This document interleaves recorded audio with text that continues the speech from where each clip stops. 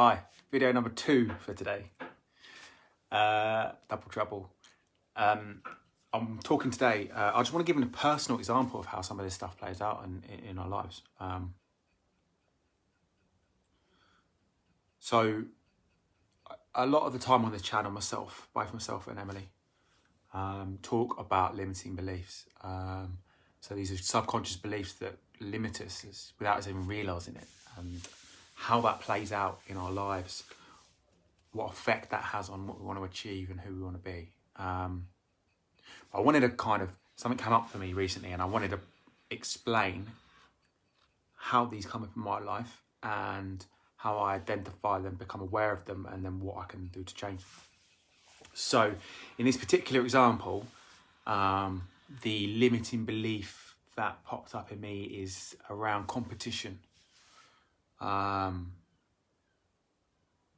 So someone in my life was doing something that I wanted to do, you know. I thought, oh, that's for me to do. And as soon as I heard about it, that instant gut reaction I had was like one of a bit of like envy or jealousy, I suppose. And I instantly wanted to try and control it. I instantly wanted to try and say something to kind of, you know, that's what I wanted to do, or no, you can't do that, or I don't know, but something in me wanted to get involved.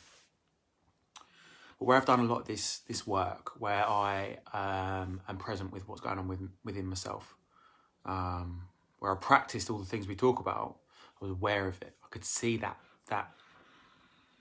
belief, and what I broke it down to is that somewhere in me there was a belief that if someone else is succeeding in something that I want to do, they are taking away from me. That I can't do it because that, you know, it works the other way around. In order for me to succeed, I need to take away from someone else, which isn't true. You know, that's quite old thinking. We're all on our own paths. We all play into the same machine, or not machine's probably the wrong word. Play into the same body. You know, we all play into the same system. So there's no reason why someone else could do something that would somehow take away from me. That's very much a kind of the way the mind works, is that it's always in fear. The fear is like an illusion that you're somehow losing out to something or someone or some place or something. And it's just not true. And I saw that come up in me in the form of probably jealousy is probably the most accurate emotion I could put a label on it. But it was just a feeling that my mind was like, and it wasn't big. It was just, you know, it was spotting it. And the first step to any of these things is awareness. You know, so I'm aware. I'm aware that there is something in me that somewhere believes that in order for someone else to succeed, they are threatening something in me. Now, I'm aware that is not true. So how can I then go about it to change that? So for me, I take it into my meditations. And I ask for this emotion to be somehow taken away from me, for it to be resolved in a way that is best for me, in a way that helps me and helps everyone else, and replace it with the feeling of, or the emotion of being happy for the other person, being happy that they are giving to society, or they're giving to whatever it is that they're giving. And then I imagine how that would feel. And I feel how it would feel in me. That feeling of pride, not pride, feeling proud of the other person.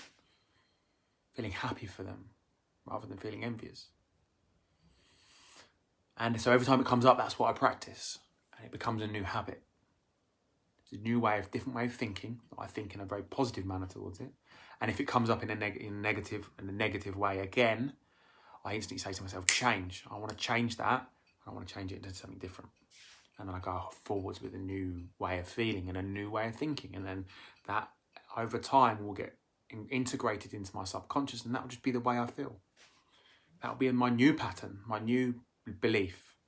You know, a belief is just kind of just a collection of thoughts and feelings, which is just, when you break it all down, it's just energy. So I'm changing that energy pattern, emitting a different energy interacting with the world in a different way.